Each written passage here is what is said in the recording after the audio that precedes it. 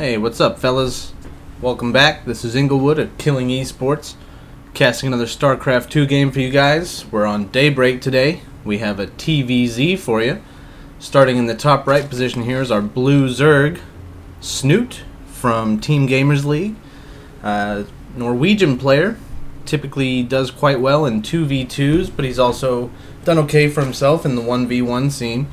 And he's squaring off against a Korean, who we're going to call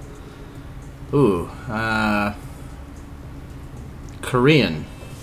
We're facing off against Korean here. The Red Terran spawning in the southwest position. I have no idea who this is. This replay came from the Dreamhack tournament that I've been casting from recently, the most recent Dreamhack tournament. And we haven't seen games from either of these players yet, so I'm not sure what to expect. Hopefully it's a good game. I'm sure it will be, since it was sent out to all the commentators to cast it. We'll have to keep our eyes open, though. Daybreak, two-player map, so they're not going to have to scout around to try and find each other.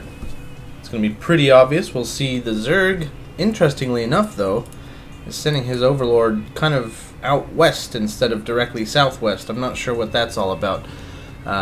Perhaps he'll be coming around the side here. Okay, no, he's just sent him to dead end over here on the west. I guess he'll be looking to keep his eyes on this natural expansion here, so he can see what time that pops up, if it's early, if it's late. Terran doing pretty standard Terran-y things right now. No gas. We usually see a gas around 14 if they were going to be going for something tech-heavy immediately, but that's not happening. And he's not really walling off, not immediately anyway. He's got his supply depot down close by his mineral line, so he didn't have to spend a lot of time running back and forth with his worker. But he did put the barracks down at the front, so maybe we'll see another barracks come down here to finish the wall off. In the meantime, just a single Marine popping out, and he's going to upgrade his command center to that orbital. The Zerg expanded quickly, as we would expect Zergs to do. This was probably a 15 expansion. We see that it came down before the spawning pool did, so both of those are going to finish around the same time. Our Korean player's scouting out his opponent's base. He's going to take a look around, see if there's gas, see if it was an early pool or anything like that. Anything to indicate quick Zerglings that he would have to prepare for, but he's not going to see anything that spooks him right away, and in return he's going to expand himself. So both players taking a first expansion before doing anything else. Pretty typical. We're going to see this wall start to form up here for the Terran player. Maybe one more supply depot here, and then he'll have that full wall off that he can raise or lower. Still doing a little scouting around on the map with his SCV. He's going to look for things like a hidden third base down here in the southeast position, but he's going to find nothing. Nothing of the sort just yet. He may even just bury that SCV down here to keep it available for scouting later. The Terran is adding on another 2 barracks, so going to see some Marine play coming out from him, I guess. Maybe Marauders. Taking both of his gases, so that might indicate quick medevacs or just a bunch of Marauders going to be added to his group. We'll see if he puts tech labs on these or not. I know one tech lab will come down eventually so he can get stim and combat shield and all that good stuff, but maybe not necessarily Marauders. A few Marines going to be posted out here for defense just in case some Zerglings try and come by. Still not walling this off completely, so I guess he's comfortable using Marines to defend that. We see a Roach Warren coming down for Snute. And no layer tech yet, so he's not going to be upgrading any Roaches, but he will be able to start dumping some gas into producing them. And there we see 3 are going to come out right away, alongside his Zergling speed upgrade here in the spawning pool. Terran's putting on a factory now, which could definitely be a precursor for just the starport. He may put a reactor on this factory and then lift the factory off of it so that the starport doesn't need to build its own reactor. It can just lift off and land on top of the abandoned one that's going to be sitting here. Oh no, he's actually going to put the factory Oh, I'm so stupid for having missed this. He's going to put the factory on the reactor at the front and make Hellions 2 at a time. So, he's going to try and do some mineral line harass with Hellions, but I think he's not going to be ready for this push that's coming in with Snute right now.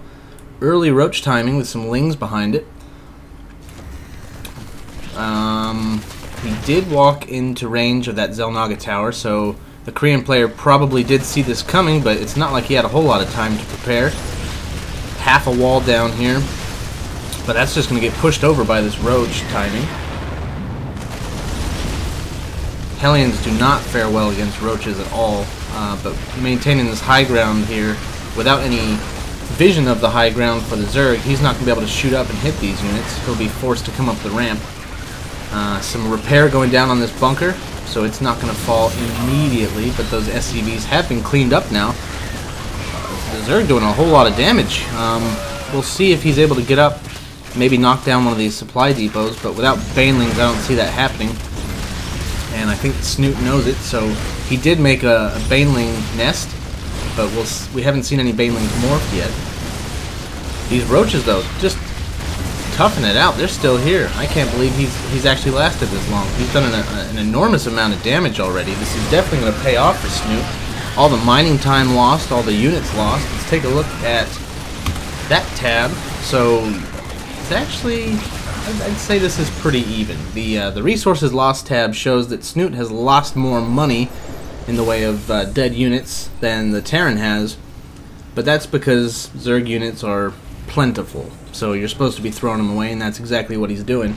The supply count is within 10. The Terran's got a bit of a lead. Let's see, how about worker count? 31 to 38. So the Zerg has definitely got the worker advantage here. And we're going to see his resources probably show that as well. Whole bunch of gas coming in for the Terran. We'll see, maybe the Zerg hasn't taken the gas at his natural yet. No, he is not. Instead, he's just getting up his third right now. I guess that tactic was just to delay the Terran a bit, or keep his attention back at home while he's expanding to keep this third base safe. I'd say it worked. There's a good amount of spine crawlers coming up for defense, just in case the Terran decides to counterattack. He's actually used his Baneling nest as part of the wall here. What else is happening? He's getting layer tech, and he's double upgrading. He must have 2 Evo chambers somewhere. Okay, here they are, yeah, down by the ramp. So he's getting +1 melee damage. He's getting ground armor. The Terran is doing some upgrading as well, but hold that. Here he comes with Hellions and some ground forces in the back. He's going to try and contest this third base by the Zerg. And as we know, the Zerg needs to be 1 base ahead of his opponent, and he's not going to be able to do that at this point if this base falls, which will put the advantage on the Terran's shoulders. We have some lings coming out from the Zerg, but okay, he did get the cancel on that third base. He's going to try and do a ling counterattack, but they're going to head on, meet with these Marines that are coming down the ramp, and that's not going to end well for anybody. Stim is done. Stim Marines are going to mop up the floor with these Zerglings. Meanwhile, though, the advantage in the numbers game is still the Terrans, and so he's going to push forward and come knock on the doors of these spine crawlers here. The scan goes down to clear up some of the creep tumors. We see the Zerg is using his overlords to actually drop creep down on the floor here, rather than relying on creep tumors from queens. But now that the Terran's pulled back for a moment, the Zerg is of course going to try and get his tumors back up and running, but no, those are going to be denied. So that's a waste of 50 energy for that queen, and now it can't even afford to inject larvae into this base. So the Terran's pushing in pretty strong here. Good stim timing, a couple of medevacs in tows, some Hellions, some Marauders mixed in. Oh, but great Baneling hits. He totally cleans that up. Good job, Snute. This one remaining spine crawler and a few Zerglings hatching are going to clean that up, and the medevacs are going to pick up their one Marauder and head home. What is he going to be able to do about this? There's still Marines being rallied in here, but they're going to be all by themselves, all alone, with no one to help them, and that's not going to do them any good. The Korean Terran is adding on his third orbital command now. He'll probably lift that up and fly it over here, but he's going to find that there's creep waiting on the ground, and he's not going to be able to land until that's cleared up. Meanwhile, he's upgrading his ground units behind this as well. We saw a drop come in here, but pushed away by a flood of Zerglings. Terran's going to have a hard time getting in with these. Meanwhile, back at the Terran base. Oh, he's going to lift off at just the wrong time, and these Zerglings are going to run right through the wall here. That tank is getting halfway surrounded, the bunker's surrounded.